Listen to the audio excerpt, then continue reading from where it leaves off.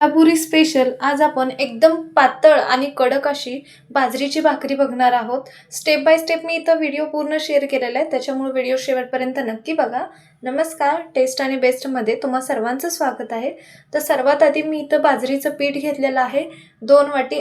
या पिठामध्ये एक 4 तरी भाकरी होतात। घरामध्ये जे पण वाटी अवेलेबल आहे त्या वाटीच्या सहाय्याने माप घेऊ शकता। त्याच्यानंतर ना 1 ग्लास कोमट पाणी घेतलेलं आहे। पाणी आपल्याला थोडंसं कोमट करूनच घ्यायचं आहे।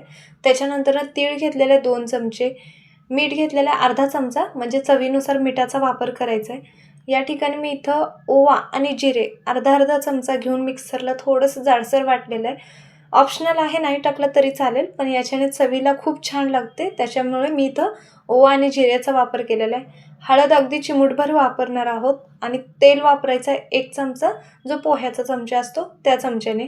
सर्वात आधी परात ठेवली, त्याच्यामध्ये पीठ टाकायचं। पीठ मी इथं ऑलरेडी चाळून घेतलेलं होतं, तर थोडंसं पीठ आपण भाकरीला लावण्यासाठी ठेवणार आहोत। तर याच्यामध्येच थोडीशी हळद टाकायची, त्याच्यानंतर ओवा आणि जिरे बारीक केलेले टाकायचे, तीळ टाकूया 2 चमचे, आणि जे तेल घेतलंय ते तेल 2 चमचे टाकायचे। थोडं पाणी ॲड करून मऊसूत असं पीठ मळायचं। ज्या प्रकारे आपण भाकरीला मळतो ना, सेम त्याच प्रकारे मळायचे। अगदी थोडं पाणी ॲड करतच आपल्याला पीठ मळून घ्यायचं आहे। जे काही साहित्य लागतं खाली डिस्क्रिप्शन बॉक्समध्ये पण देते, नक्की चेक करा, म्हणजे रेसिपी करताना इझी जाईल। तर अशा प्रकारे पीठ मळून झालेलं आहे। एक 2 ते 3 मिनटं तरी आपला हाताचा जो पंजा असतो ना, त्याने पीठ जे आहे ते व्यवस्थित असं मळून घ्यायचं आहे।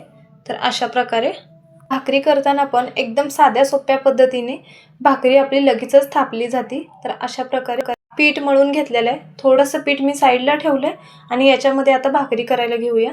तर थोडंसं पीठ टाकलेलं आहे, याच्यावरती आपला हा भाकरीचा उंडा ठेवायचा आहे आणि अगदी हलक्या हाताने दुसरा हात साईडला ठेवायचा आहे आणि या उजव्या हाताने भाकरी थापून घ्यायच्या। जो पंजा असतो ना, त्याच्यावरती जास्त करून भर द्यायचा आहे, म्हणजे कडेचा भाग व्यवस्थित असं थापला जातो। तर थोडीशी भाकर मोठी झाली की हाताला पीठ लावायचं आहे आणि दोन्ही हाताने परत एकदा भाकर थापून घ्यायची।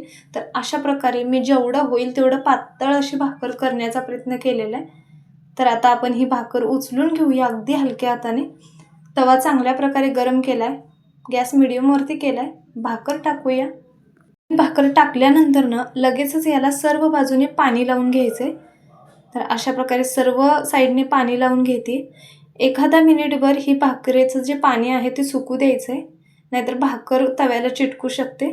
तर लगेचच दुसऱ्या साईडने पलटी मारून घ्यायचंय। एखादं जे भाकरी करण्यासाठी किंवा धपाटे वगैरे करण्यासाठी आपण जे कापड वापरतो किंवा नॅपकिन किंवा रुमाल, ते घ्यायचंय आणि याला दाबून आपल्याला भाकर भाजून घ्यायचंय।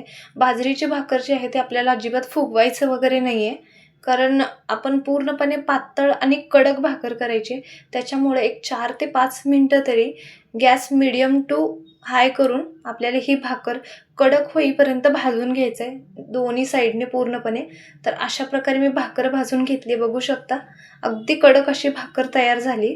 तर हे काढून घेते आणि सेम याच प्रकारे दुसरी भाकर करून घ्यायचंय। राहिलेले पण भाकरी सेम याच प्रकारे मी करून घेणार आहे। भाकर थापून घेतली, तव्यावर टाकायचंय, पाणी लावायचंय आणि एखादा मिनिटभर झालं की लगे दुसऱ्या साईडने पण भाजून घ्यायचंय। कपड्याच्या साह्याने दाबून पूर्णपणे भाजून घ्यायचंय। अशा प्रकारे इथं मी फक्त 2 भाकरी दाखवलेल्या आहेत तुम्हाला दाखवण्यासाठी।